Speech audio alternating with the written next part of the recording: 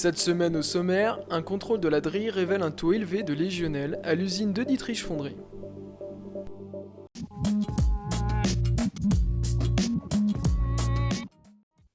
Une des 4 tours aéro-réfrigérantes servant à refroidir les installations industrielles de la fonderie de Dietrich de Niederbronn-les-Bains a présenté un taux de légionellose 16 fois supérieur à la norme. Dominique Hennerès, directeur général, s'explique.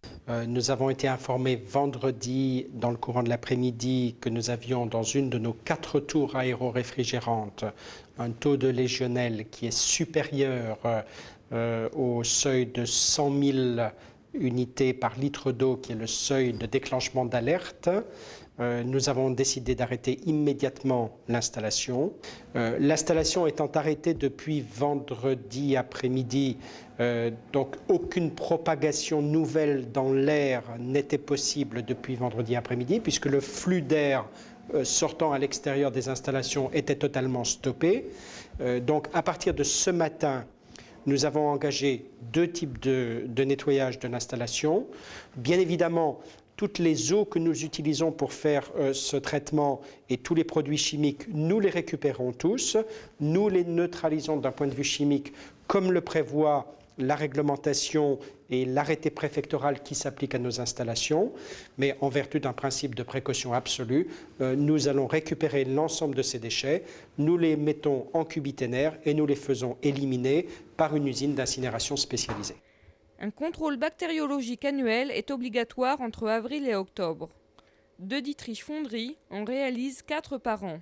Malgré une surveillance chimique 2 fois par semaine, la DRIR, Direction régionale de l'industrie, de la recherche et de l'environnement, relève un taux de bactéries de 1,6 million d'unités par litre d'eau lors du contrôle inopiné du 9 février. Entre le 9 et le 20 février, date à laquelle la DRIR a les résultats, des traitements chimiques sur les tours sont réalisés.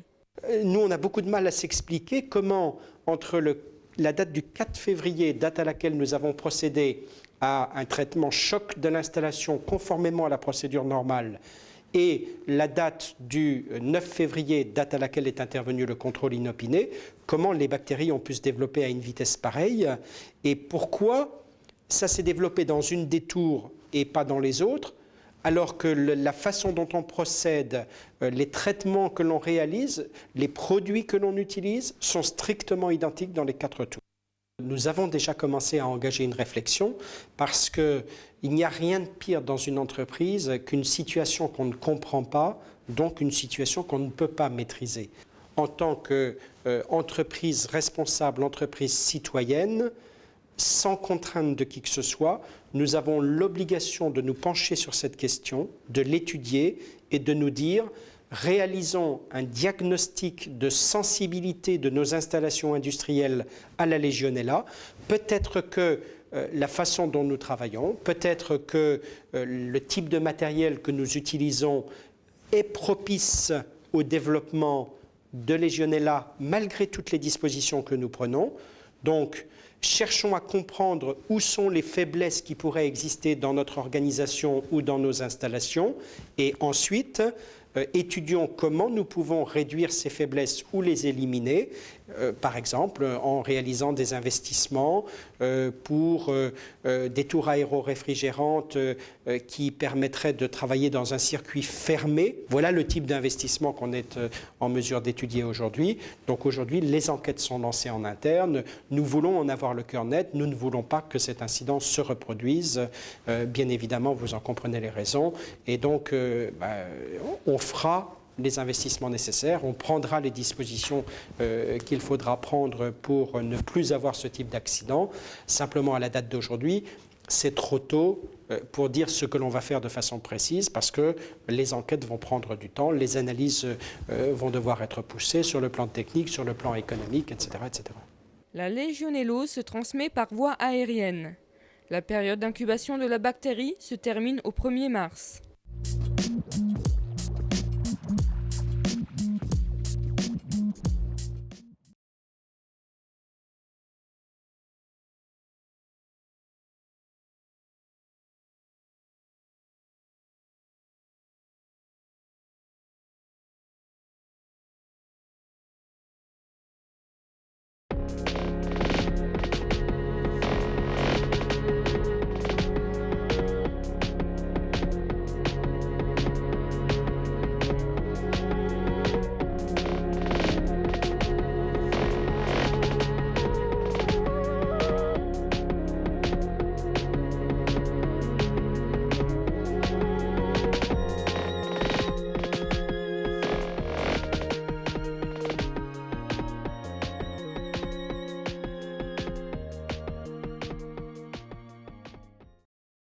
Au sommaire de Mac 3V, l'école de musique suivie de la recette des quenelles de cendre.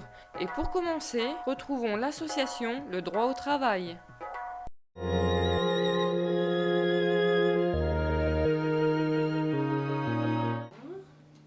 Alors, l'association intermédiaire, le droit au travail, c'est une association qui a pour objectif d'embaucher des personnes en difficulté, des bénéficiaires du RMI, des chômeurs longue durée, des personnes de plus de 50 ans, des travailleurs handicapés.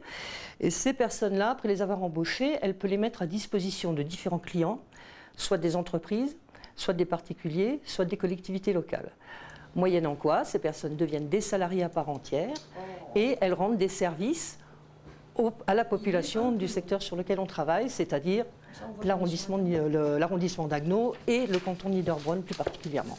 Alors, nous avons développé particulièrement l'activité emplois familiaux, c'est-à-dire tout ce qui tourne autour du ménage, du repassage, de la garde d'enfants de plus de 3 ans et également du jardinage et de tous les petits travaux qu'on peut faire pour rendre service à un particulier. Ça peut aller de débarrasser un grenier à déplacer les meubles quand on veut faire de la peinture. Le travail s'entend toujours en tant qu'aide. Par exemple, quelqu'un qui voudrait qu'on l'aide à retapisser ou à repeindre sa cuisine, il devra faire le travail lui-même et notre salarié sera là pour lui donner un coup de main. C'est jamais lui qui va faire le travail comme un professionnel. Nous ne sommes pas là pour faire du travail de professionnel. C'est nous qui rémunérons la personne, c'est nous qui faisons les déclarations et nous envoyons une facture au client qui est une facture toute taxe. Il n'y a plus rien à payer en dehors de ça. L'avantage pour les particuliers, c'est que toutes les sommes qu'ils auront engagées dans l'exercice pour du ménage ou du repassage ou du jardinage, ils pourront, sur attestation que nous leur fournirons, déduire la moitié de ces sommes de leur impôt suivant. La personne qui passe par nous, eh bien, ça lui donne un statut de salarié, ce qui est quand même pas négligeable, et de futur retraité, puisqu'il va cotiser comme tout le monde, comme un salarié, et nous le faisons en plus cotiser à une retraite complémentaire, une caisse de retraite complémentaire. Je dois dire en plus que par rapport au travail au noir, elle est couverte en cas d'accident de travail. Quand on fait du travail au noir, ce n'est pas le cas, et on peut vraiment se ruiner la vie comme ça. Il suffit d'une mauvaise chute, on ne se relève plus. Au moins, on pourra bénéficier de remboursement ou de prise en charge par la sécurité sociale. En moyenne, nous avons 350 personnes inscrites globalement sur donc les 4 cantons qui font notre territoire. Et sur le canton de Niederbronn, nous en avions 40 en 2003, dont 10 qui ont pu travailler. Ça représentait 3611h25. Donc c'est les heures que ces 10 personnes ont effectuées sur le canton de Niederbronn. Alors, en ce qui concerne les particuliers, il y a d'abord un dossier que nous leur demandons de remplir pour connaître leurs désirs, leurs souhaits, un peu la configuration de leur maison, tout ce qu'il y aura à faire. Et de l'autre côté, nous avons tout notre fichier. Les gens qui viennent chez nous s'inscrire pour chercher du travail sont des personnes qu'on connaît. Quand elles viennent une première fois s'inscrire, ensuite elles participent à une information collective et ensuite elles sont reçues régulièrement par Céline, Mireille et Léonore qui sont les personnes chargées de l'accueil. Donc nous les connaissons, nous avons des entretiens régulièrement avec elles et nous savons ce qu'elles peuvent faire et ce qu'elles ne peuvent pas faire. La première motivation, c'était qu'il me fallait quelqu'un. Et donc, pourquoi passer par le droit au travail ? Eh bien, parce que le droit au travail s'occupe de personnes en recherche d'emploi, souvent de femmes seules, à moyen de locomotion limitée. Eh bien, autant passer par l'association du droit au travail et embaucher une femme à la recherche d'un emploi. L'avantage, le premier, c'est que je n'avais pas le temps de chercher quelqu'un moi-même. Donc, je suis passée par l'association qui a quand même un petit vivier de personnes qui recherchent du travail sur le secteur. Et donc, le deuxième avantage, c'est l'avantage fiscal, puisque dans le cadre des emplois familiaux, on déclare la somme qu'on verse par rapport à l'emploi et une partie est déductible des impôts. L'association sélectionne au niveau des personnes qu'elle a dans son fichier quelqu'un qui pourrait convenir. Et j'ai donc demandé, moi, à avoir un premier entretien avec la personne pour permettre à chacune de se connaître et pour permettre à la future femme de ménage également de voir ce qu'il attend. Et donc, c'était à elle de décider si elle allait venir ou pas. On le sait à l'avance que ce sont des personnes en recherche d'emploi. Donc, la première personne que j'ai eue est restée 2 mois et a eu la chance de trouver à Niederbronn un CDD pour 6 mois à 35 heures par semaine. Et c'était donc normal qu'elle parte. Et donc, l'association m'a immédiatement envoyé quelqu'un d'autre pour prendre le relais. C'est vrai qu'on a donc instauré la permanence pour éviter justement que les demandeurs d'emploi du canton de Niederbronn, donc qui n'ont pas de moyens de locomotion ou pas de permis, puissent donc quand même rencontrer les personnes de droit au travail. Donc c'est vrai que moi je me déplace sur Niederbronn pour éviter que les personnes se déplacent sur Haguenau. Les gens sont envoyés soit par la mairie, soit par les services sociaux, ou alors donc du bouche à oreille, mais c'est vrai qu'en général quand les personnes elles viennent pour s'inscrire directement pour remplir le dossier sur place. Donc c'est vrai qu'elles nous posent les questions quand elles appellent à Haguenau, au bureau, et à ce moment-là, donc quand elles viennent à Niederbronn à la permanence, c'est de suite pour une inscription. Nous, on essaye de leur expliquer donc que ce sont des missions qu'on leur propose. C'est vrai qu'elles ne sont pas embauchées par droit au travail puisqu'on leur fait un contrat de mise à disposition. Le contrat de mise à disposition donc veut bien dire mis à disposition auprès d'un utilisateur. Donc l'utilisateur peut être soit le particulier, soit une collectivité locale, soit une entreprise. Donc c'est vrai qu'on leur explique bien qu'elles ne sont pas embauchées par droit au travail et qu'en général toutes les personnes sont inscrites à la INPE. Si elles se voient confier donc justement une mission par la INPE ou par quelqu'un d'autre, elles ne doivent pas hésiter donc à accepter cette mission. Donc c'est vrai qu'on a des dames qui viennent nous voir qui n'ont pas travaillé depuis un certain temps, donc se remettre comme ça dans le milieu du travail, je comprends que c'est pas évident. Donc les clients ne viennent pratiquement pas nous voir. C'est vrai que j'ai déjà eu des clients qui sont venus, donc mais qu'à titre d'information. Ce serait bien donc que les clients viennent nous voir à la permanence. Donc on a tout sur place, des dossiers, donc le dossier à faire compléter par le client. C'est vrai que le client peut ramener ce dossier chez lui à la maison, donc peut le lire correctement et donc ensuite revenir à la permanence d'après pour me ramener tous les renseignements. Mais c'est vrai que je suis là aussi, d'un côté pour accueillir les demandeurs d'emploi, mais de l'autre côté d'accueillir les utilisateurs. Vous allez régulièrement sur...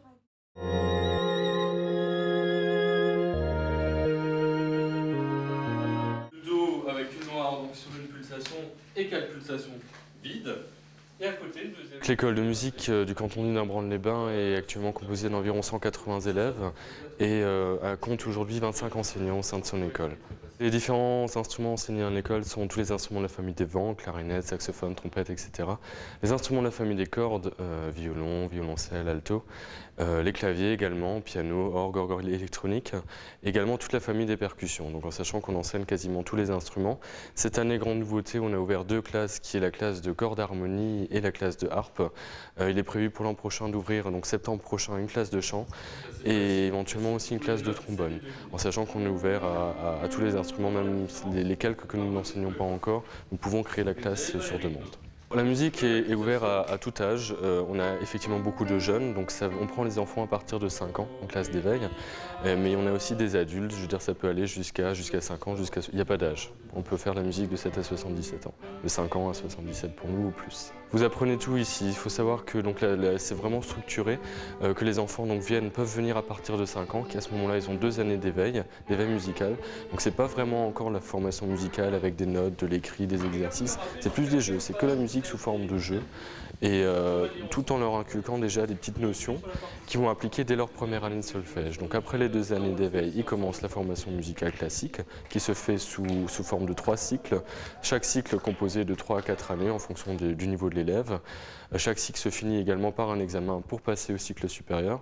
Et donc à partir de cette première année, ils peuvent également commencer l'instrument. Par contre, on insiste sur le fait qu'ils doivent avoir au moins une année d'éveil ou une année de formation musicale pour pouvoir commencer l'instrument. Comme je dis souvent, il faut savoir lire avant d'acheter un bouquin. Moi-même, je suis clarinettiste. J'enseigne dans cette école, entre autres les cours d'éveil, les cours de formation musicale, l'orchestre des jeunes débutants, ainsi que tout ce qui est intervention en milieu scolaire. Une nouveauté qui date de l'an dernier, si vous voulez, qui a commencé au mois d'avril l'an passé, avril donc 2003, qui étaient les interventions en milieu scolaire. Donc c'est moi-même qui avais commencé ces interventions. Je suis allé tout à fait dans le cadre de mon travail dans les écoles pour faire une sensibilisation sur la musique.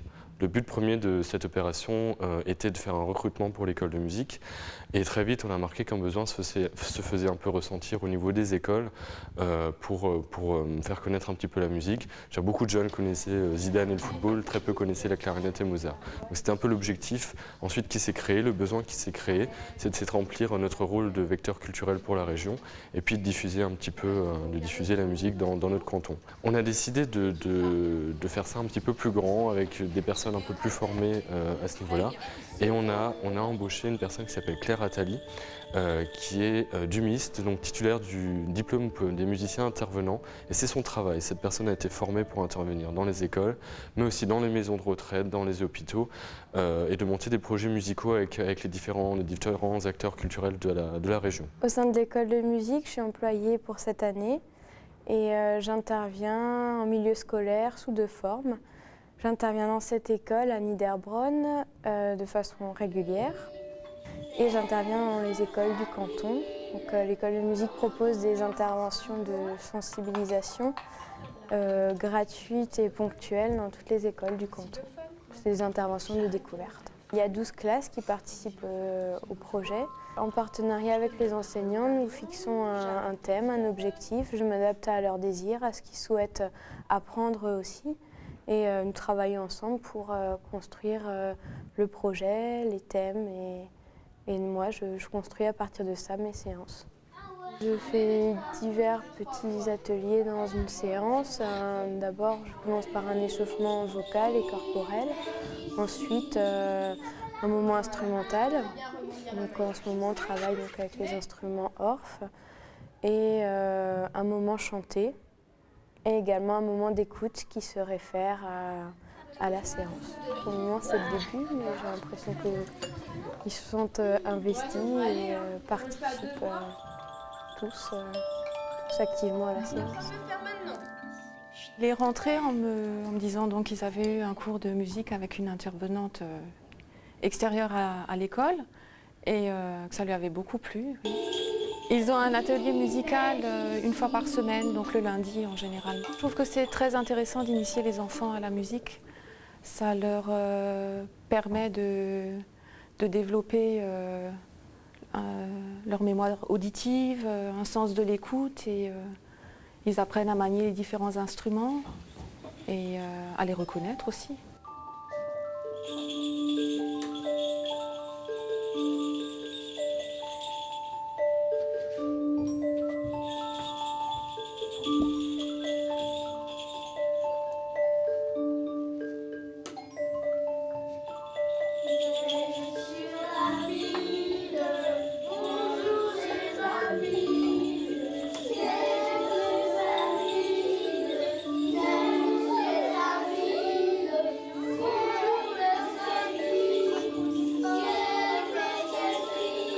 J'espère que ça les sensibilisera et leur donnera envie de continuer.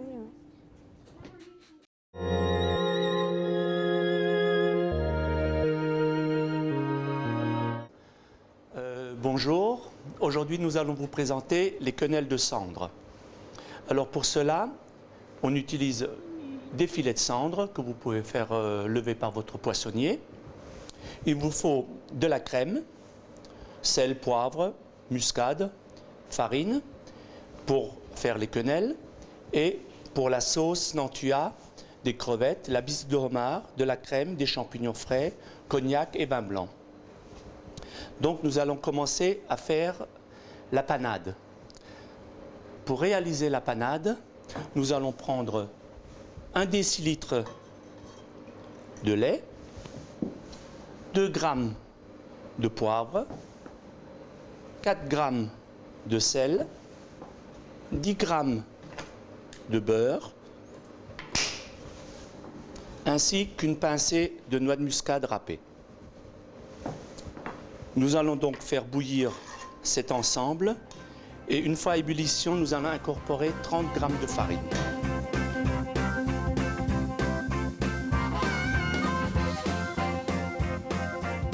J'ai fait revenir bouillir le lait, j'ai rajouté le sel, le poivre, la muscade, tous les ingrédients et j'ai rajouté à ébullition, j'ai rajouté ma farine pour former une genre de pâte à choux que que je sors de la casserole et je la mets à refroidir. Pendant que la panade elle refroidit au frigo, nous allons passer les filets de sole à un hachoir électrique. Pour cela, nous les coupons en deux.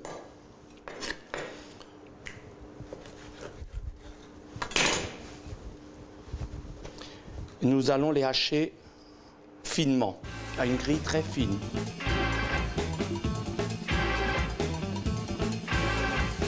Après avoir passé mes 500 g de filet de cendre au hachoir dans une grille très fine, je vais le mettre dans mon robot.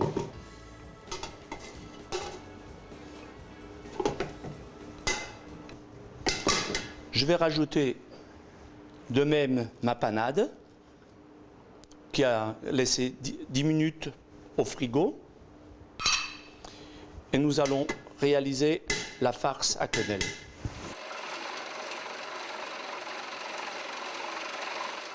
Je viens donc d'incorporer dans ma farce de panade, de filet de cendre, les 5 décilitres de crème fraîche.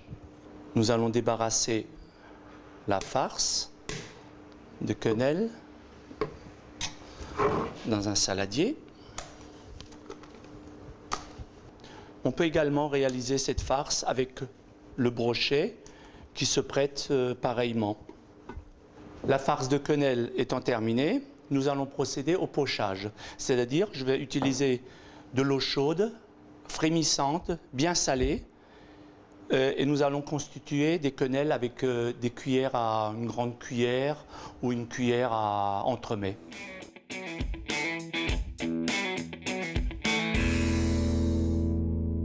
Pendant que nos quenelles elles sont en train de pocher pendant à peu près 5 à 10 minutes, il ne faut pas les faire bouillir, il faut juste qu'elles frémissent. Nous allons faire donc la sauce Nantua. Je vais donc prendre une russe. Je vais mettre mon échalote hachée, mes 3 centilitres de vin blanc, les 3 centilitres de cognac, 2 décilitres de crème que je vais porter à ébullition. Et ensuite, je vais incorporer ma bisque de homard, qui est la valeur d'une demi-boîte de bisque de homard qu'on trouve dans le commerce. Maintenant, nous allons sortir les quenelles de l'eau bouillante pour les rafraîchir en l'eau froide.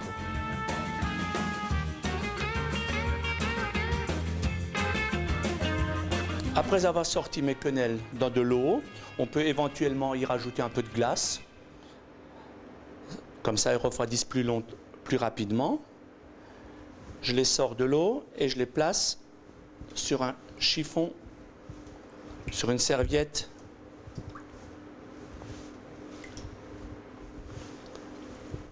pour enlever le trop d'eau. Une fois les quenelles bien refroidies, nous allons les mettre dans un plat gratin, un plat qui va au four. Je le beurre, je pose mes quenelles. Suivant les nombres de convives que vous êtes, là je fais un plat pour 4. Voilà. Je rajoute mes champignons, les crevettes,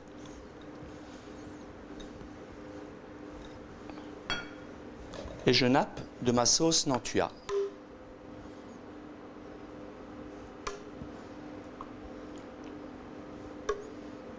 Voilà, nous allons donc passer ce plat au four, un four assez chaud, à 200 degrés, pendant 20 minutes à une demi-heure.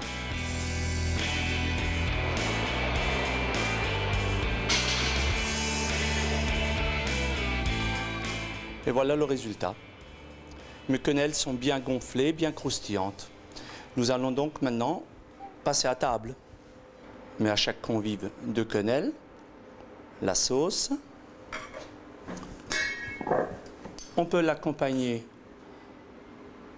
de riz basmati.